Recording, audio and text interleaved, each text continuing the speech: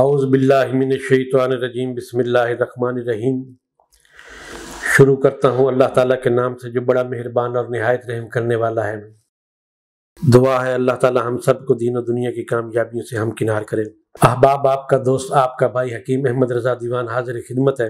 آج کل کے معاشرے میں انسان ڈپریشن کے علاوہ مختلف معاشی مسائل اور دیگر پریشانیوں کا شکار ہے، تو ظاہری بات ہے ان چیزوں کا جو ہے وہ اعصاب پر بہت برا اثر پڑتا ہے۔ دل، دماغ، جگر، معدہ، گردے، یہ انسان کے اعضائے رئیسہ ہیں، انہی کے اوپر انسان کی زندگی کا دار و مدار ہے، اور یہی جو اعضاء ہیں یہی مردانہ قوت میں اپنا کلیدی کردار ادا کرتے ہیں، مرکزی کردار ادا کرتے ہیں۔ اگر دماغ کمزور ہے تب بھی آپ کو مردانہ کمزوری کی کنڈیشن ہے، اگر دل کمزور ہے تب بھی، اگر آپ کا جگر صحیح کام نہیں کر رہا تو تب بھی ریئیکشن مکمل نہیں ہوتی، سختی مکمل نہیں ہوتی نفس کے اندر۔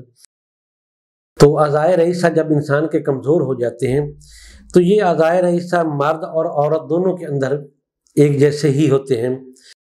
تو آج جو نسخہ میں آپ سے شیئر کرنا چاہتا ہوں بہت آسان نسخہ ہے، آپ اسے گھر پر آسانی سے تیار کر سکتے ہیں، اور یہ وہ نسخہ ہے جو مرد اور عورت دونوں استعمال کر سکتے ہیں۔ اور یہ والا جو نسخہ ہے یہ اعضائے رئیسہ کو طاقت دینے کے لیے بہت زبردست ہے، دل کی کمزوری دور کرتا ہے، دماغی کمزوری دور کرتا ہے، جگر کے اندر جو خون کی پیدائش ہے اس کو بہت بہتر کرتا ہے، کیونکہ بعض دفعہ مردانہ کمزوری میں یہ کنڈیشن یہ بھی ہوتی ہے کہ اگر جگر کے اندر خون کی صحیح مقدار پیدا نہ ہو رہی ہو تو نفس کے اندر جو ہے وہ سختی نہیں ہوتی۔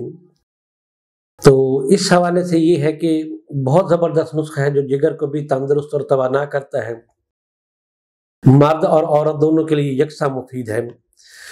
تو بہت آسان سا نسخہ آپ گھر میں تیار کر سکتے ہیں۔ سب سے پہلی چیز یہ ہے کہ آپ نے مربع گاجر جو ہے وہ 100 گرام لینا ہے، دوسرا مربع سیب آپ نے 100 گرام لینا ہے، مربع ہڑ جو ہے وہ آپ نے 100 گرام لینا ہے۔ یہ جو مربع ہڑ آپ لیں گے یہ گٹھلی دور کر دینی ہے آپ نے، جب گٹھلی دور ہو جائے پھر اس کا وزن کرنا ہے کہ 100 گرام ہو۔ مربع آملہ، اس کی بھی گٹھلی دور کر دینی ہے، اس کا وزن بھی 100 گرام ہو۔ مربع بہی جو ہے وہ بھی 100 گرام ہو۔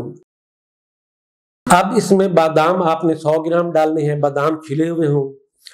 چلغوزہ 100 گرام ڈالنا ہے، کشتہ صدف جو ہے وہ 10 گرام ڈالنا ہے، اور شہد جو ہے وہ 200 گرام ڈالنا ہے۔